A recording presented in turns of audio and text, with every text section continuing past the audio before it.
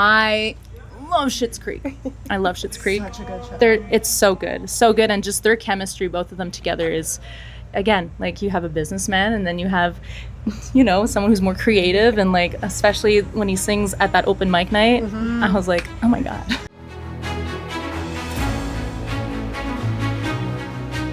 I want to start off by congratulating you on your upcoming EP, your debut EP, Fortune Teller, coming out October 17th. Perfect. Congratulations. I'd love to know the story behind how you came up with the title for the EP. So the title for the EP is actually the focus track that we're also releasing on October 17th. And the way Fortune Teller became about is just because I was actually making lunch for my wife one day, and I was like, I gotta write some kind of like a love song. I was like, maybe I could just make fun of her and just kind of like use that like comedy. And I remember this one time in 2024, she was obsessed with the eclipse that was coming to Montreal. And she was like, it made it her whole personality. And we got married that year. So let me tell you, like, her core memory was still the eclipse. And so she was like, oh my God, the eclipse.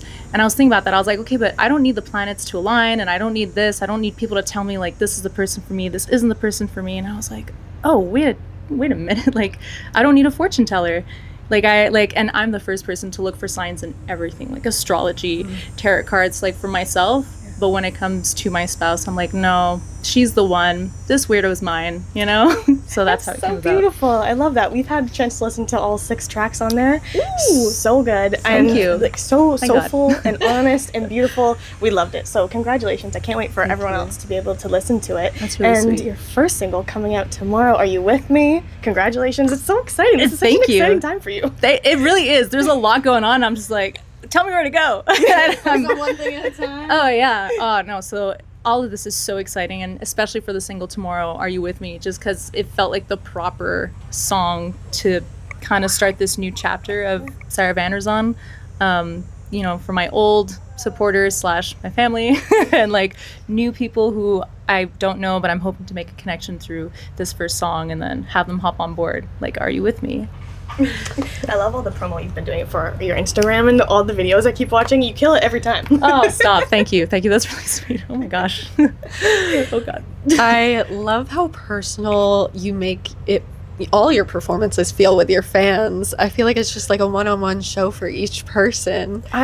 Yeah, sorry, I didn't mean to cut you off. No. Sorry. Well, it's just because I like kind of having that, you know, back and forth with an audience. I want them to feel like we're either around a campfire together, just jamming, or we're at a barbecue and we're in someone's backyard. Like, I just want it to feel familiar and personal. Yeah, intimate. Yeah, I'm wondering for you, so far in your career, have you had a favorite or most memorable either performance or fan interaction? Oh, wow. So I have one for each. Go ahead. So there's one that just the first one that came to mind. I had done a show at like a restaurant for this woman. She hired me for her son's, I think, 40th birthday, and she was all excited to have me, and they reserved a table, and we made like a bit of promo, and this was like maybe 2-3 years ago, and this restaurant, that was the only table that was there. I think there was like maybe 10 people paying attention, and I sang a bunch of cover songs, I sang a few originals, and everyone was just like, it's exactly what you guys just said. It's intimate, and we feel so connected to you, and like, how does nobody know who you are? And I'm like, I don't know. I don't know. Wish I could tell you. Yeah, I was like, listen, I'm doing my best here, and you know, like, things move slowly, and that's, you know, that's kind of what I got with the music industry, and I'm really okay with that. I'm a very slow person, so it's okay. And then the other interaction was somebody came up to me. I think he was from Edmonton, and I sang in like a bar, one of my favorite bars in Montreal, Bar de Courcelles. I don't know if this is gonna show anywhere, but anyways, so I was singing at that bar, and at halftime he comes up to me, he's like, I was just here visiting friends, and we just came to this bar because we saw somebody was singing, and he goes, and oh my God, you sang this specific song and you made me cry like a baby. And I was like, oh my God, I'm so sorry. And he's like, no, like, you just have so much emotion, and I can't believe you're singing in a bar.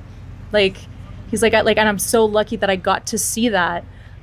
So he asked for a CD, and I gave him one, and I was just like, that was such a special interaction. So I love it when people tell me their experiences or what they think about the songs, because at the end of the day, like, yes, I have a specific inspiration behind it, but like the fans can all make their own interpretation, which I think is so cool. There's like writing it and producing it, and then there's once you put it out into the world, everybody has a different say and a different perspective on what you create. Oh yeah, and like, you know, some of them, they're gonna be really great. Others, I'll be like, I mean, you know what, I can't stop you. So like, if that's how it means to you, go for it. Free will, yeah. Yeah, there you go. I mean, that's the power of live music too, right? Like we always talk about when you're at a concert or just performing in any capacity, being able to see people reach your music that way, even just being an audience member, being able to look around and seeing how you're all connecting with whoever's music is just such a special moment. Oh yeah, I love live performance. That's like my favorite part about the industry. Like, you know, I'll go into studio, I'll do the work, and I had a great time in studio with Jordan Hansinger. And it was just great. I laughed because it was the first time we ever met. Like, we met, and then we recorded 6 songs in 5 days, and it was just so smooth. So I tip my hat to him. And yeah, and then my favorite part is really live performance. I love that kind of, like I said, and I like to kind of keep things light and funny and, you know, just so that we're not always crying or like angry. So I try to do that. Absolutely. I think there's such a wonderful mix of love and everything on your EP, so I love it. Thank you. Thank you very much. I actually want to talk about one specific line in Rent Free, and it refers to Patrick and David in Schitt's Creek and Ted and Robin and How I Met Your Mother. Good. We passed the test. We're such big film and TV nerds, so I want to chat about, did you have anyone else lined up that were possibly going to be thrown into that song? Did I have any other people lined up for that song? Like for a couple from... Movie couples. No, those two really stuck out for me because from the beginning of How I Met Your Mother, I met Cindy in like 2013. We were in college, and like we knew each other because of a mutual friend. But we didn't really get together till like 2020. So I've known her this whole time, and that whole time there was a series. And Robin, I was like, oh, there's like a similarity. They're both like very business, and then all of a sudden really weird and quirky. Like I love that. Quirky. What's the word? Quirky. Yeah. Sorry. So that's kind of where I draw that attention. And Ted, I've always felt like I was a bit like Ted, always looking for the one. And then just Patrick to my David. I love Schitt's Creek. I love Schitt's Creek. Such a good show. It's so good, and just their chemistry, both of them together, is, again, like you have a businessman, and then you have, you know, someone who's more creative, and like especially when he sings at that open mic night, I was like, oh my god. I feel like I have to rewatch it now. Right? Yeah. Absolutely. But I know back in 2023, you were on Voix. Oh yeah. So, I'm not sure that's still available anywhere online, but I was actually on like a spin-off, like a parallel universe called La Deuxième Voix. Yeah. So I did go on stage in front of the 4 judges, and nobody turned their chairs, which is fine. Whatever. I didn't take it personally. And I came off stage, and there's a really big Quebec icon singer. Her name is Roxane Bruno, and she was backstage, and she was like, hey, I'm doing this like side thing on the internet. I want to be your coach. Do you want to be on my team? I was like, heck yeah, I do. Like, are you kidding me? And she's so big with socials. I was like, I'm going to learn so much from this girl. And then while we were filming, there was a bit of time where, you know, the episodes don't air until a couple of months after. And she goes, if there's one tip I can give you guys at all, like throughout this whole thing, is to just post to socials. Post whatever. Post content. She goes, if you're scared, it's going to be too cringy. If it's going to be, you know, like you're not sure, people are going to scroll by anyways. They're going to either like scroll, unfollow you. She goes, but that's just part of the game. Like it's the internet. It's like nobody actually cares. And I was like, oh, well, that completely like altered my brain chemistry. So merci Roxane Bruno for that. Yeah, touching on that, I know you auditioned a few times to get on the show, 5 to be exact. So I'm wondering, what did you learn about yourself in this? Because I know on Instagram you said you almost didn't audition that last time because of self-doubt. So what's something you've learned about yourself throughout this career that's really changed your perspective on self-love and just how you treat yourself in such a harsh industry? Man, that's such a loaded question. You know, I don't want to say like after the pandemic I was like completely lost or whatever, but it just kind of gave me a chance to reinvent myself. And so, you know, I've always been the shy little girl. I've always been very timid, very like held back. And I just kind of hit a wall in 2022. And I was like, I think I'm just going to stop everything. And then I wrote a song at some point, and that kind of gave me that kick of, okay, I still got it. I just got to push myself a bit. And then the auditions came up and I was like, I'm just going to do them, whatever. I'm going to try. And I sang a song that my grandmother on my mom's side, she loves Joe Dassin. He's a great singer. And the song is called Et si tu n'existais pas, which is, if you've never existed, like, what would I do without you? And so when I sing that song, I think of her, and she was French Portuguese, so I was like, I need to at least try out with this song, and like, you know, maybe that's a sign. And then I made it to the next round, and then all this stuff just kind of started to unfold. And instead of always doubting myself, when I would doubt myself, I'd go like 2 steps forward. I'm like, okay, no, let's just push through that. And so my mind just kept changing, I think, throughout the years. And I'm like, you know what, I'm a funny girl and I sing, and if you don't like it, then that's okay, and I respect that. So that's kind of where my confidence is. That's where it's at. It's one of those things you have to like build over time. Exactly. And my Oma from my dad's side, my grandmother always said that I was a late bloomer, so that's probably in the genes. You're like, wow, you really meant this. Yeah, I'm like, oh, got it, cool. Both my grandmothers just, you know, reaching out to me being like, hey, do this, and I'm like, oh yeah, that makes sense. I love grandma. Sure. Yeah, gotta love them. Well, we have a bit of a game here. We have calling it Hot Hat. I don't know if that's a name that's gonna stick, but that's what we're going with. Let's do Hot Hat. So we have some quick fire questions here for you. If you want to pick a few out there, and then we'll see what we end up getting. Can I use you'd like? I'm scared. Okay. Awesome. So I'm gonna put them here. Perfect. Oh, that's a lot. Okay. Take some too. Oh yeah. Here. So we're gonna play it together? No. It's just me. I can throw it back in. Oh no. Okay. I'm confident. Yeah. All right. Read them out to us. Okay. If you're hold on. Do you want to hold it up for me? Sorry. Thank you so much. If your last text was a song title, what would the track be about? If your last text was a song title, what would the track be about?